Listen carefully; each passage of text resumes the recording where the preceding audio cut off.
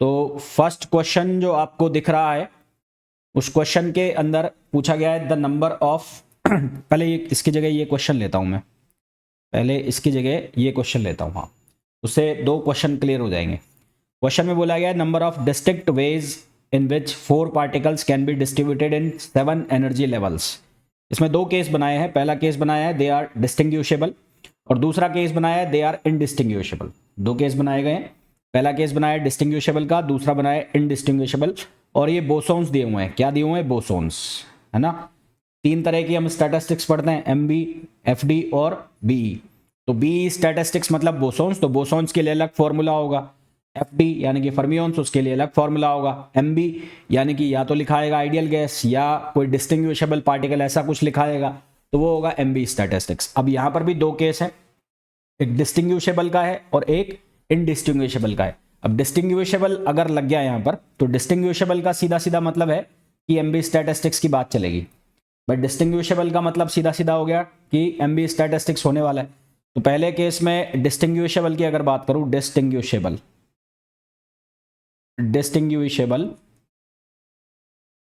तो अगर इसकी बात करते हैं तो यहां पर जो नंबर ऑफ वेज होंगे, यहां पर नंबर ऑफ वेज का मतलब है कि micro states, total micro states पूछ रहे हैं। तो वो कितना हो जाएगा? वो हो जाएगा जी पावर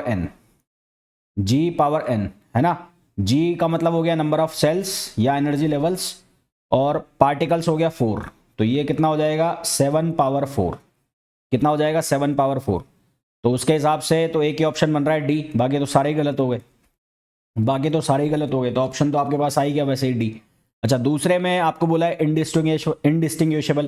तो दूसरा केस है किसका? इनडिस्टिंग्विशेबल। दूसरा केस है इनडिस्टिंग्विशेबल। तो दूसरा जो केस हमें बोला है वो बोला है इनडिस्टिंग्विशेबल पार्टिकल का। और इनडिस्टिंग्विशेबल पार्टिकल्स के लिए नंबर ऑफ वेज जो होते हैं बी स्टैटिस्टिक्स में, मैं बी स्टैटिस्टिक्स की बात कर रहा हूं भाई। मैं किसकी बात कर रहा हूं? बीई की। तो ये फॉर्मूला होता है n plus G minus 1 factorial upon n factorial और g minus 1 factorial. n factorial और g माइनस 1 फैक्टोरियल। n जो है n, उसकी वैल्यू है 4 और g की वैल्यू है 7। तो यहां पर वैल्यू डाल दो, 4 प्लस 7 माइनस 1 का फैक्टोरियल अपॉन ये हो जाएगा 4 फैक्टोरियल, ये हो जाएगा 7 माइनस 1 फैक्टोरियल। तो 7 4 11, 11 में से एक गया 10, तो ये हो जाएगा 10 फैक्टोरियल अपॉन ये हो जाएगा 4 फैक्टोरियल और ये हो जाएगा 6 फैक्टोरियल। 7 माइनस 1 कितना हो गया? 6 फैक्टोरियल। इसको सॉल्व कर लेते हैं, यहां कर लेता हूं। तो फैक्टोरियल सॉल्व करने आते होंगे, 10 into 9 into 8 into 7 into 6 into 5 into 4 into 3 into 2 into 1।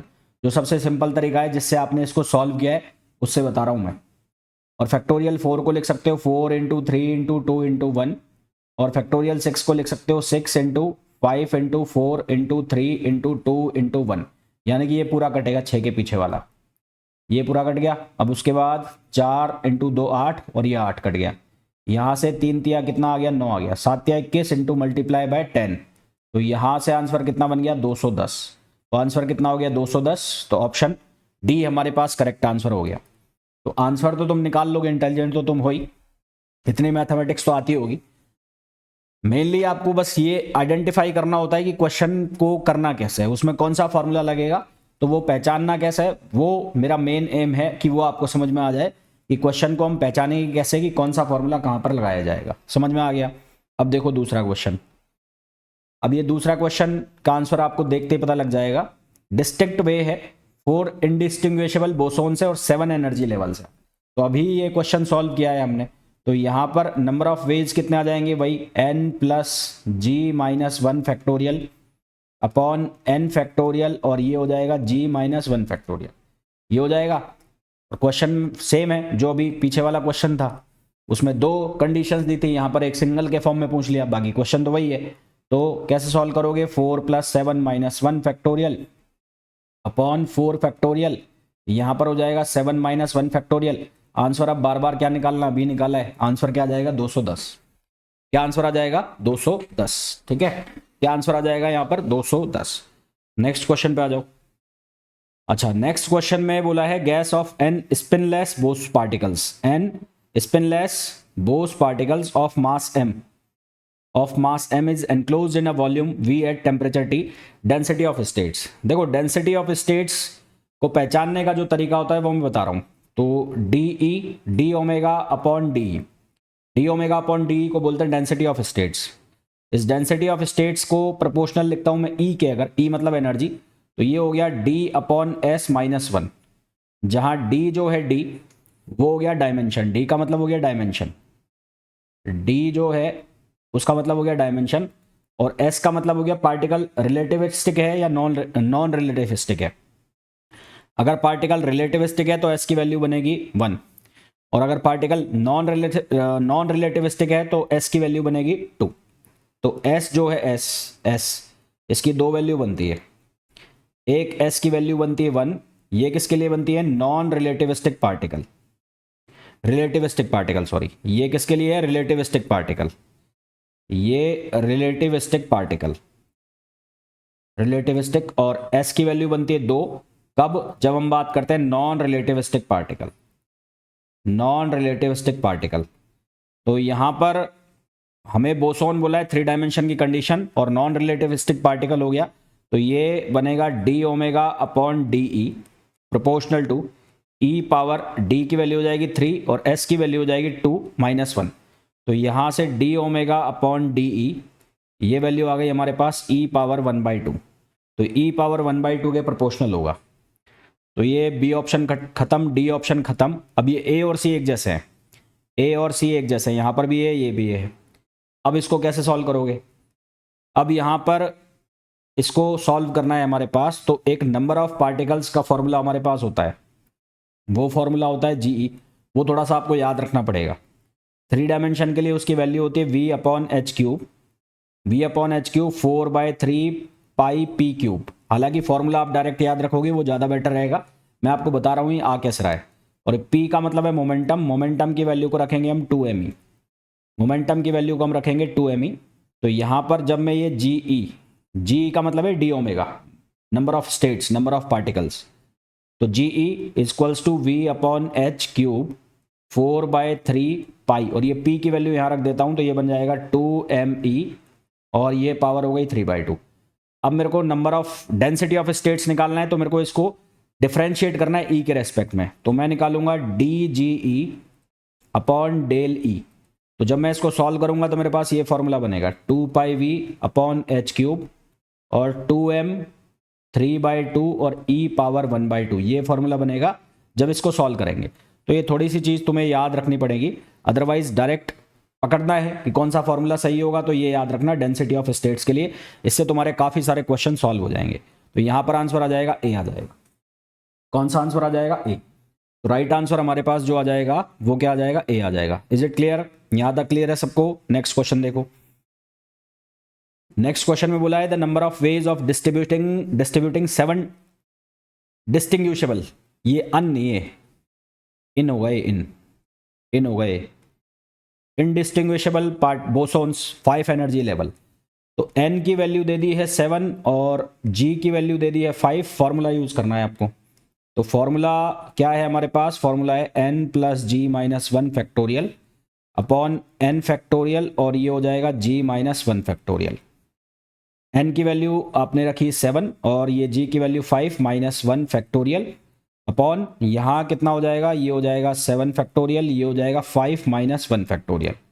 तो इसको सिंप्लीफाई करोगे 7 5 12, 12 में से 1 गया 11, तो ये बचा 11 फैक्टोरियल अपॉन यहाँ हो गया ये 7 फैक्टोरियल और 4 फैक्टोरियल।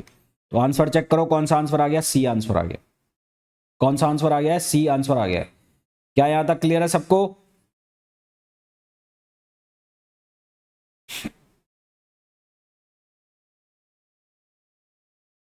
क्या यहां तक क्लियर है क्या सबको?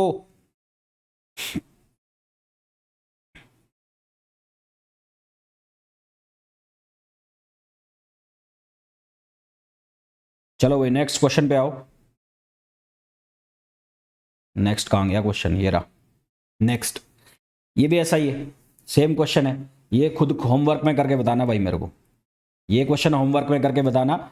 यहाँ पर नंबर ऑफ बोसॉन्स पार्टिकल दे दिया 6 है और एनर्जी स्टेट्स जी की वैल्यू दे दी है 3।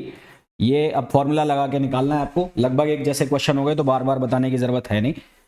आंसर आपका आना चाहिए 56, आंसर आना चाहिए 56। मेरे को बता जरूर देना कि हो गया नहीं हो गया, बता जरूर देना हो गया नहीं हो गया। ये जितने भी क्वेश्चंस मैं करा रहा हूँ किसी ना किसी एग्जाम में आए हुए हैं, PYQs हैं।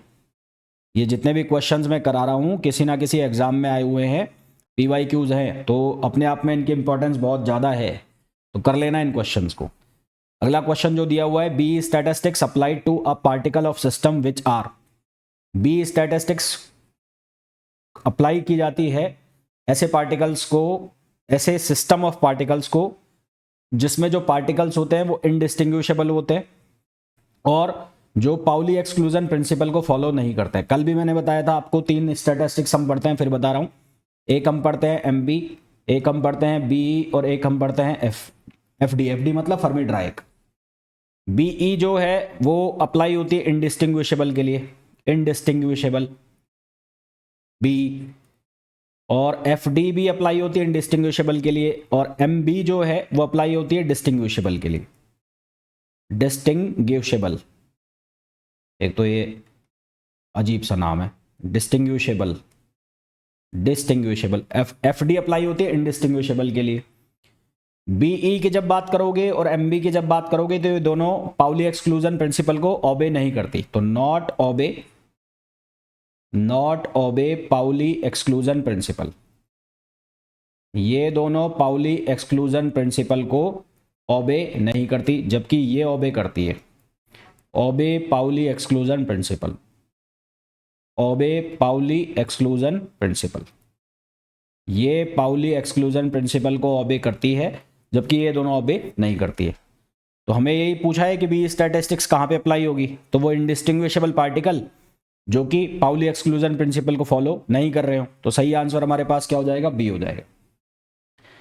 Next question, B distribution function. अब कल एक फॉर्मूला मैंने आपको बताया था, NI equals to GI upon E power alpha plus beta EI, और प्लस यहां पर हमने डेल लिख लिया था, plus del.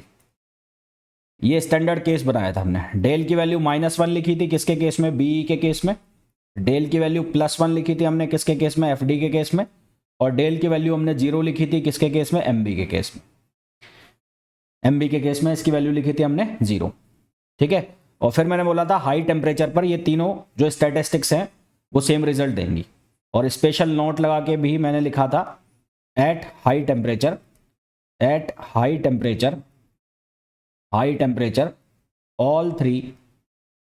all three gives the same result, all three gives the same result। अब आप ये बोलोगे कि सर ये कल बता दिया फिर क्यों बता रहे हो। मेरे बार बार रिपीट करने से, बार बार बोलने से तुम्हारे दिमाग में बैठ जाएगी चीज़, घुस जाएगी चीज़ तुम्हारे दिमाग के अंदर, और तुम्हारे दिमाग में जब चीज़ घुस जाएगी तो एग्जाम में उसका आंसर लगा दोगे। अब आपको यहाँ पर बोला है फंक्शन पूछा है, तो फंक्शन कैसे निकालोगे, NI को GI से डिवाइड कर दो, NI को GI से डिवाइड कर दो, तो ये बन जाएगा BE के लिए तो डेल की वैल्यू आ जाएगी -1, तो ये बन जाएगा E पावर अल्फा। इनको अलग अलग करके भी लिख सकते हो, अलग अलग करके लिखूंगा तो कैसे लिखा जाएगा, बीटा EI है ना, और -1। अच्छा, बीटा जो है, बीटा वो होता है बीटा पैरामीटर, और बीटा पैरामीटर की वैल्यू होती है 1/kT। बीटा पैरामीटर की वैल्यू होती है 1/kT, तो यहां से लिख लोगे 1/E पावर अल्फा, ये हो जाएगा E पावर EI/kT और -1। तो ये आंसर आ गया। जो मैच कर रहा है, कौन सा कर रहा है, D कर रहा है।